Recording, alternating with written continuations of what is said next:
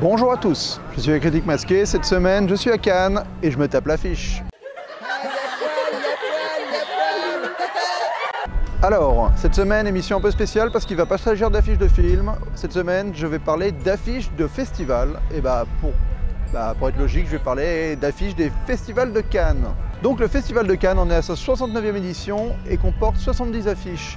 Ouais, parce qu'en fait, il y a eu une édition en 1939 qui a été annulée à cause de la guerre, mais qui a quand même eu son affiche, quoi. Et déjà, elle plaçait les bases, le glamour. Et ouais, peint par un peintre local de Cannes, cette affiche représente le glamour qui sera la marque de fabrique du festival, encore aujourd'hui. On retrouvera d'ailleurs directement ce côté glamour couple sur la première affiche du festival qui a vraiment eu lieu, celle de 1946. Ils ont juste rajouté la mer. Alors, les premières années, on est plutôt dans un style dessin, peinture. Et il se concentre majoritairement sur 3 éléments. Donc le premier élément, c'est évidemment le cinéma, qui est représenté par des caméras, des bobines de pellicule, des œilletons, bref, tout ce qui tourne autour du fait de faire un film. Le deuxième élément qui revient beaucoup, c'est Cannes, la ville de Cannes. Donc on peut la voir assez souvent sur les affiches des premières éditions.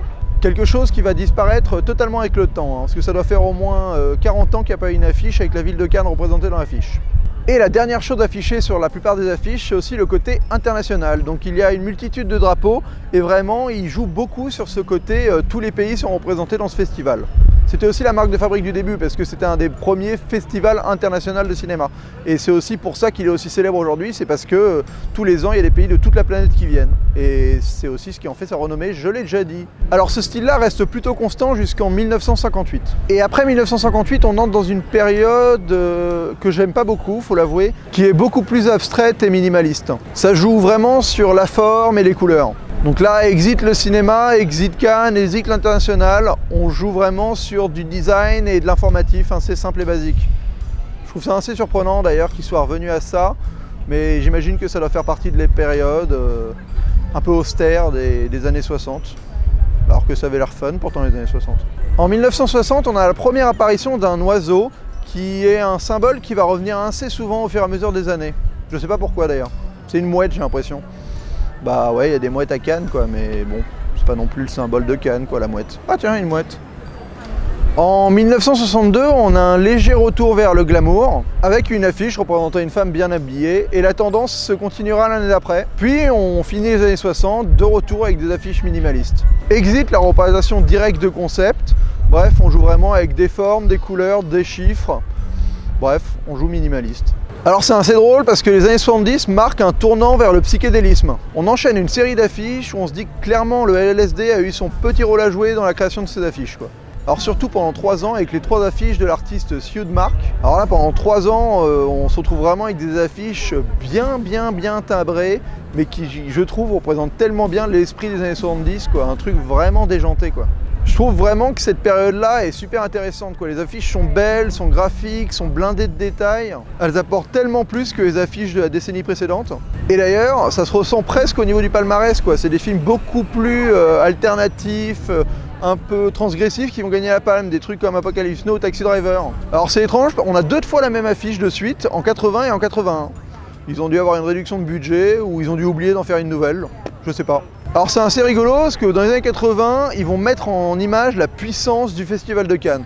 Un coup ça va être représenté par un paquebot géant, un coup ça va être un samouraï japonais de Kurosawa. Alors il y a un petit retour aux sources en 85 avec le retour du glamour, un petit oiseau qui sera là en 87. Alors la Palme d'Or, trophée culte du festival, est représentée seulement pour la première fois en 1990 quoi, soit au bout de la 43e édition du festival. Et l'année suivante ce seront les fameuses marches qui sont d'ailleurs là-bas, qui vont être utilisées pour l'affiche du festival en 91. Alors la première photo intervient en 1992. Marlène Dietrich dans une image tirée du film Shanghai Express. Alors c'est la première apparition d'une figure célèbre sur l'affiche, même la première utilisation d'une photo. Alors vous allez voir, ça n'a pas été suivi très rapidement par beaucoup d'actrices et de photos. Par contre, dernièrement, ça a été extrêmement utilisé. Juste après Marlène Dietrich, on a un baiser entre Cary Grant et Ingrid Bergman. Donc 2 fois de suite, on a l'utilisation des acteurs. On se dit que ça va créer une mouvance, et en fait non. En 94, on utilise un dessin de Federico Fellini pour lui rendre hommage parce qu'il est décédé 6 mois plus tôt. Pour les 50 ans, Cannes, c'est devenu culte, donc là une simple affiche avec la Palme d'Or hyper sobre suffit à faire le travail.